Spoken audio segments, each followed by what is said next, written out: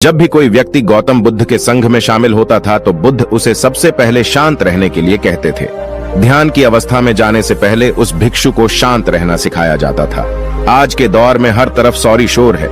इसकी वजह से दिमाग में तनाव पैदा होना लाजमी है।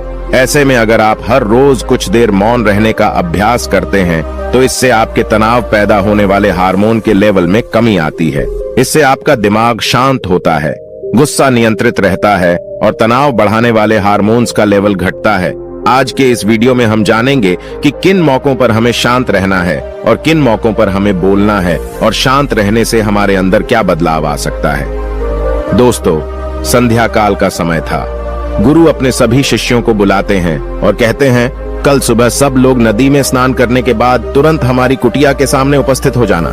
सभी इसी से हैरान रह जाते हैं कि हम लोगों ने कुछ गलती की है क्या, लेकिन गुस्से से यह कहते हैं कि हो सकता है कि गुरुजी कल सुबह कुछ अच्छी बात बताने वाले हैं। सब लोग रात को सही समय पर सो जाते हैं और सुबह उठकर सभी लोग नदी में स्नान करने के बाद वापस गुरुजी के सामने उपस्थित हो जाते हैं। गुरु कहते हैं, आज हम तुम सबको चुप रहने के फायदे के बारे में बताऊंगा। गुरु कहते हैं, 10 मौके जहां पर चुप रहने से होता है लाभ और बोलने से नुकसान। गुरु कहते हैं, अगर आप इन 10 मौकों पर शांत हो गए यानी मौन हो गए तो आप जो चाहेंगे वही मिल जाएगा। आपकी जिंदगी में चमत्कारिक बदलाव शुरू हो जाएंगे। जरूरत से ज्यादा बोलना या चुप रहना दोनों ही अच्छी बात नहीं है। जैसे जरूरत से ज्यादा बारिश हो जाना या फिर धूप दोनों ही दिक्कत देती है, उसी तरह अनावश्यक बोलने से भी काफी नुकसान होता है। गुरु कहते हैं कि पहला ऐसा मौका जहां पर व्यक्ति को चुप रहना चाहिए, बिना तथ्य के ना बोले। गुरु ने कहा, अगर आपके पास कोई तथ्य नहीं है तो वहां चुप रहने में ही भलाई है। चुप बैठने से दिमाग में नई कोशिकाओं का निर्माण होता है और इससे ज्ञान की वृद्धि होती है। बोलने में भलाई वही है जहां आपको किसी चीज के बारे में पूरा ज्ञान हो। अगर आप बिना तथ्य के कहीं बोलते हैं या फिर बेवजह बोलते हैं तो आपका वहां मजाक भी बन सकता है। अगर आपके पास पर्याप्त जानकारी नहीं है, ऐसी जगह पर बोलने से आपका मजाक तो बनी रहेगी, साथ ही साथ लोगों का भरोसा भी आपसे उठने लगेगा। इसलिए ऐसी जगह पर शांत रहो जहां तुम्हें पता ना हो कि क्या बोलना है क्या नहीं। कई बार कुछ लोग ऐसे होते हैं जो हर जगह अपनी उपस्थिति बताने लगते हैं। उन्हें पता नहीं होता है कि हमें क्या बोलना है, लेकिन फिर भी बोलते जाते हैं और फिर बाद में दूसरे लोग उनके जाने के बाद उनका मजाक उड़ाते हैं। जब तक आपको उस तथ्य के बारे में अच्छा ज्ञान नहीं है, उसके बारे में पता नहीं है, तो वहां चुप रहना ही ज्यादा समझदारी है। गुरु ने कहा, दूसरा ऐसा मौका जहां पर व्यक्ति को चुप रहना चाहिए। शब्दों से न पहुंचे ठेस। अगर आपके शब्द किसी को मानसिक ठेस पहुंचा रहे हैं तो वहां चुप हो जाना चाहिए। कमजोर व्यक्ति के बारे में कुछ भी बोलकर आप महान नहीं बन सकते हैं। महान आप किसी कमजोर का साथ देने में बनेंगे। कई बार होता है कुछ लोग अपने से छोटे व्यक्ति को भला बुरा कहते रहते हैं। सामने वाला इंसान तो कद से आपसे छोटा है, वह आपको कुछ नहीं बोलेगा, लेकिन आप उसकी नजरों में गिरते चले जाएंगे। हो सकता है कि कल वह भी आपसे पद में बड़ा हो जाए। पद में आपसे जब वह बड़ा हो जाएगा तो आज जो रवैया आपका उसके साथ है, आने वाले समय में वह भी आपके साथ वही करेगा। आप किसी को नीचा दिखाकर बड़ा नहीं बन सकते हैं। बड़ा बनना है तो अपने से छोटे लोगों का इज्जत भी करना सीखें और साथ ही साथ बड़े लोगों का भी सम्मान करना चाहिए। लोगों को लगता है कि अगर वह अकड़कर बोलेंगे और सामने वाले को नीचा गिराने की कोशिश करेंगे तो वह बड़े बन जाएंगे, तो यह उन सब की भूल है। बड़े होने की बजाय आप उनकी नजरों में गिरते चले जाएंगे। गुरु ने आगे कहा, इसलिए शिष्यों, तुम सब जब भी बोलना आदर भाव से बोलना ताकि तुम्हारी बात लोगों को अच्छी लगे। बोलने में भाई बहन, माता पिता, मित्र इत्यादि संबोधन शब्दों का इस्तेमाल जरूर करना। इससे तुम्हारी मान प्रतिष्ठा तो बढ़ेगी ही साथ लोगों की नजरों में तुम समझदार व्यक्ति बनते जाओगे। गुरु ने आगे कहा, तीसरा मौका जहां पर व्यक्ति को चुप रहने में ही भलाई है। क्रोध या घृणा करने वाले लोग, जब कोई अपना या सगा संबंधी आप पर क्रोध कर रहा हो, आपका अपमान कर रहा हो, तो आपको उस वक्त चुप रहना चाहिए ताकि सामने वाले का गुब्बारा पूरी तरह से फट जाए। आप यदि सही हैं तो उसे कतई माफीनामा गए और चुप रहकर ही सही समय का इंतजार करें। वह खुद आपसे माफी मांग लेगा जब उसे अपनी गलती का एहसास हो जाएगा। गुरु आगे कहते हैं कि अगर आपका कोई सगा संबंधी आप पर क्रोध कर रहा हो और आप उस समय शांत हैं, तो यह आदर सम्मान देने की निशानी होती है। इससे न कोई छोटा होता है और न ही बड़ा। अगर आपको क्रोध आ रहा है तो आप या तो वहां से किसी का अनादर किए बिना चले जाएं या फिर चुप रहें। क्रोध करने से आपके रिश्ते खराब होंगे। क्रोध करने से हमेशा क्रोध करने वाले व्यक्ति का ही बुरा होता है। गुरु आगे कहते हैं कि एक बार की बात है, एक सांप जंगल से भागते हुए किसी राजा के घर में पहुंच गया।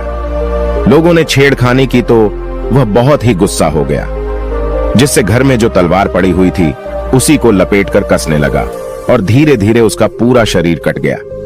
यह गुस्सा उसे खा गया। ठीक उसी प्रकार हमारा गुस्सा भी हमारे शरीर को तलवार की भांति काटता रहता है। गुस्सा ध्यान से खत्म होता है प्रतिदिन।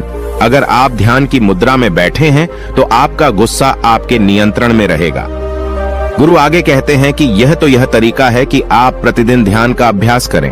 इससे आपके शरीर में जो हार्मोन्स गुस्से को बढ़ावा देते हैं वह सब तुम्हारे नियंत्रण में रहेंगे, जिससे शरीर गुस्से पर आसानी तुम्हारा से काबू पा लेगा। लेकिन एक तरीका यह भी है कि जब भी आपको गुस्सा आए तो आप यह समझने का प्रयास करो कि क्या मेरा गुस्सा जायज है या नहीं। हमें वहां पर बोलना चाहिए कि नहीं। जब आप खुद इस बात का आकलन लगा पाएंगे तो आपको खुद पता चल जाएगा कि हमें गुस्सा करना चाहिए या नहीं। फिर भी आपको गुस्सा आ रहा है तो आप वहां से हटने का प्रयास करें, वहां से दूर चले जाएं। धीरे धीरे समय के साथ आपका दिमाग शांत हो जाएगा। गुरु ने कहा, चौथा ऐसा मौका जहां पर इंसान को बहुत ही समझदारी के साथ काम लेना चाहिए, वहां पर आपको चुप रहना ही चाहिए जहां पर उस मुद्दे से आपका कोई संबंध ना हो। अगर आपका किसी मुद्दे से कोई संबंध ना हो तो वहां आपका चुप रहना बनता है। बिना किसी वजह अगर आप दूसरे के मुद्दे पर बोलेंगे तो यह आपके लिए अनिष्टकारी होगा।